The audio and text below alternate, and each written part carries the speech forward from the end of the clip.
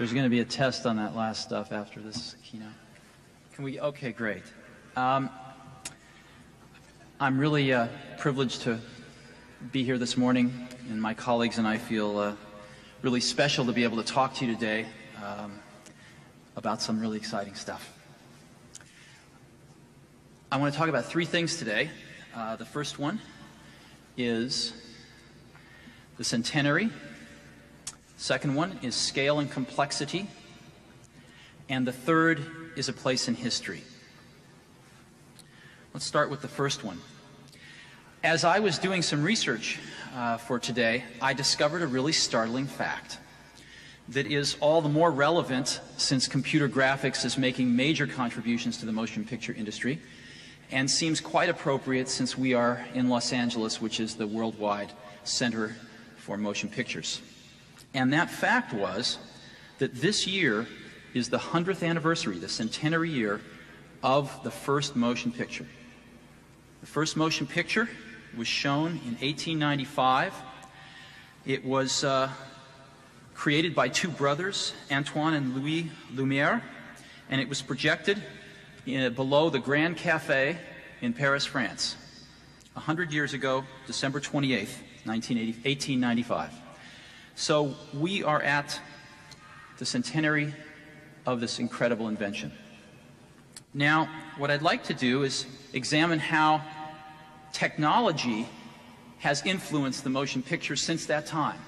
How has the incorporation of technology progressed, and how has it changed the way we view motion pictures? Well, the invention of the motion picture was an amazing feat of technology. The Lumière brothers invented their own cameras, their own projectors.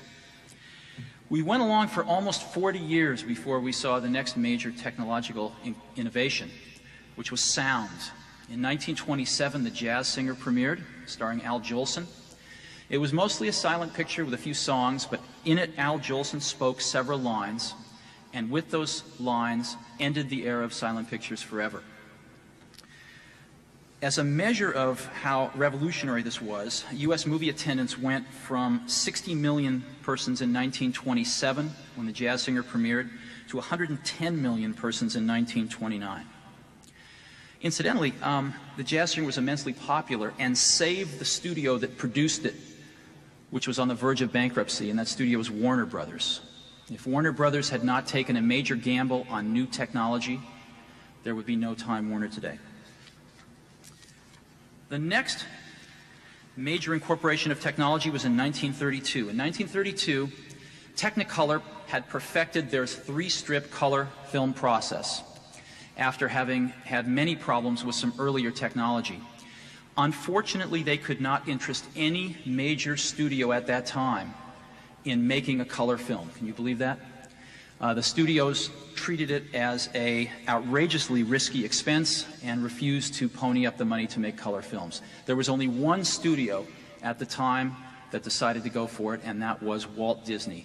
And Walt Disney trained their animators in color theory and produced the first color films, the Silly Symphony cartoons, which won several Academy Awards and ushered in the age of color. The next major breakthrough was in 1937 with Snow White, the world's first animated feature film produced by Walt Disney. It incorporated many innovations, including the multiplane camera, and really was the first new form of motion picture entertainment since the invention of the motion picture itself some 42 years earlier. Animation would never be the same again, and Disney's led the way since then. The next innovation was 2 years later. While there were a half a dozen live-action films which incorporated Technicolor before The Wizard of Oz, none of them were either commercially successful, nor did they ignite the public's demand for color. The Wizard of Oz changed all that and became the icon of bringing color into live-action films. We then progress almost 40 years before the next major incorporation of new technology, which was Star Wars in 1977. Star Wars not only totally redefined the science fiction motion picture film genre, but it also elevated special effects to become an equal partner to live action in storytelling and motion pictures. Now, although Star Wars' effects were produced pre-computer graphics, they really opened the door for everything that followed, and we are still living in their shadow today.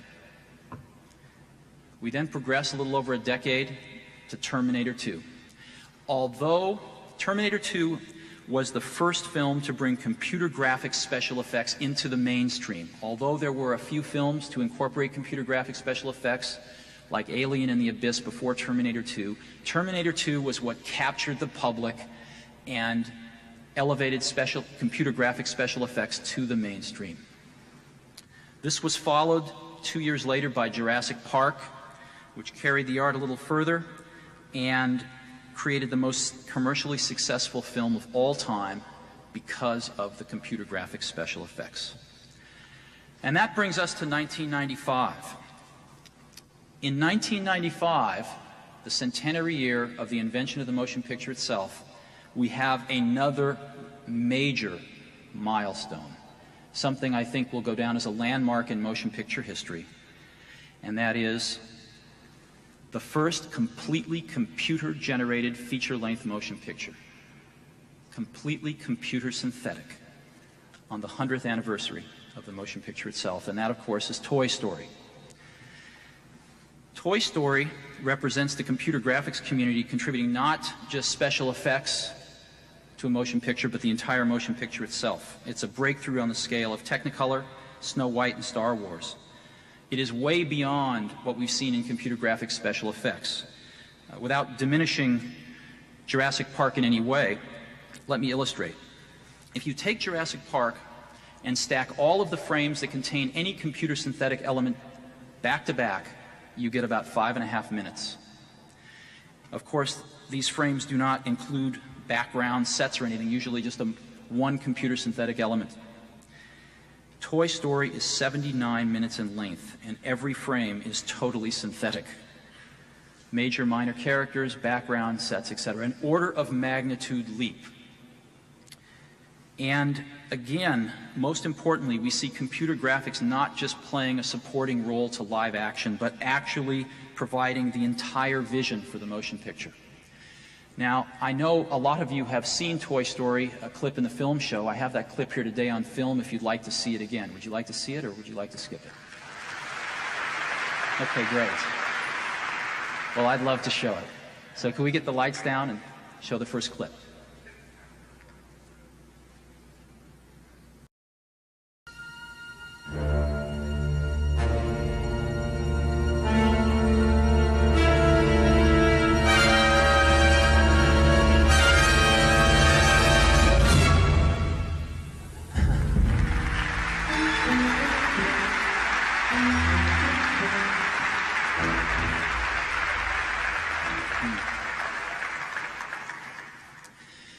As you know, Woody is played by Tom Hanks, and Buzz, the spaceman, is played by Tim Allen. Toy Story has been written, directed, and produced by Pixar in a partnership with the Walt Disney Company, and we can see how it turns out at Thanksgiving. Next, we've come a long way in 100 years. I want to talk about scale and complexity. To highlight a little bit of what we've seen here. The first is, as I mentioned, 79 minutes long, every frame completely computer synthetic. It's 114,000 frames, about 1,600 different shots, so it's a very complex movie in terms of the number of shots. 400 plus models. As you know, our process for making this film, we call it computer animated, but it's not really computer animated, it's computer drawn. We make mathematical computer models of everything from the characters to the sets. We have a whole digital back lot, if you will. And those models are then turned over to the animators, and the animators act the characters by manipulating the models. These models are not just external surface appearances. We insert musculature and skeletal structures inside the model so that we can move them in natural ways. After the animators animate the characters, the scenes are then lighted, everything is shaded, and then they are given to a giant rendering farm of computers which draws them. And as you know, a computer these days can draw a lot in a second. These computers draw for several hours, yielding the 3D effect that could really not be done by hand. So the models are incredibly critical. There are well over 10 person-years in the modeling of these characters. 160 billion pixels in this film, and 600 billion bytes. That's over 1,000 CD-ROMs to hold the data in this film. So it is not only an exercise in artistic creativity and in computer science technology, it is also an exercise in managing scale and complexity that we have not seen the likes of in computer graphics very often. 34 terabytes of RenderMan files have been rendered to make this film. We warn you not to try this at home. And 800,000 machine hours to render the film. By the way, we use Sun's fastest product, SparkStation 20 quad processors, to do this on. So that's a feeling for some of the scale. Let's take a look at some of the complexity. This is Woody, a character throughout the film. Just as an example, Woody has 723 animation control points, all of them available to the animators or actors to animate Woody. 212 of them are on the face, 58 of them on the mouth alone. This is Buzz. Buzz has approximately the same number of animation controls, and texture maps has 189 texture maps at the beginning of the film when he's nice and clean. He gets dirtier throughout the film, and at his most dirty point he has 639 different texture maps. This is a scene of a neighborhood. You can see the motion blur of the car on the right. But I wanted to call your attention in particular to the trees. Each of these trees has approximately 10,000 leaves. On this scene here, there's over 1 million leaves being rendered.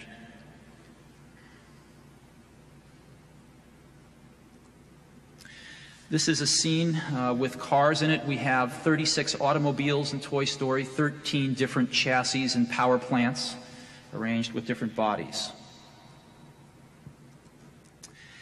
And this is a scene from a gas station. As you can see, Woody and Buzz are not getting along too well.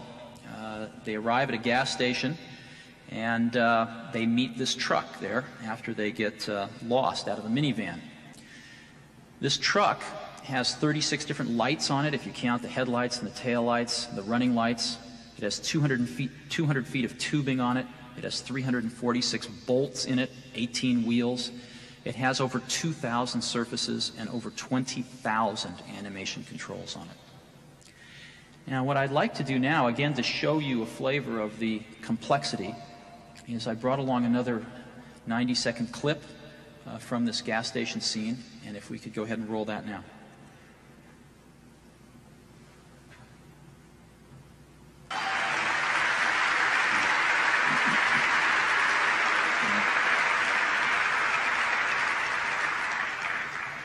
As you can see, this is the classic buddy picture with two characters don't like each other at all, find themselves in a situation of mutual adversity, and have to learn to work together and respect each other through the rest of the film. I want to talk for a minute about a place in history. The computer graphics community has been climbing the wall of the castle for 20 years, standing on each other's shoulders, and made immense progress, as we've seen today. And finally, we have now scaled the castle wall, and we're in the castle now with Toy Story. And I think that that is an achievement that many people in this room should take proud ownership in. And we should take a few minutes today on the 100th anniversary of the invention of the motion picture to contemplate the contributions that we're making. We have now pioneered, I think, really the next major offshoot of the motion picture. It's going to be a medium in its own right. It's going to have unique talents in itself that we will find boundaries for as we explore it over the next many years. And this is an achievement that I hope everybody this year and possibly today takes a few minutes to just contemplate and feel pride in. There will be a second centenary of the invention of the motion picture 100 years from now. None of us will be here at that event, but hopefully there will be a lot of people here talking about how it's been 200 years since the invention of the motion picture. I think they will also be talking about how it has been 100 years at that time since the first computer-animated synthetic feature film premiered.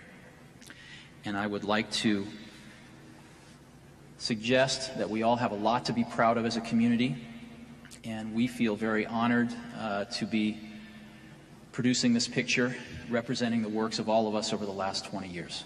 Thank you very much.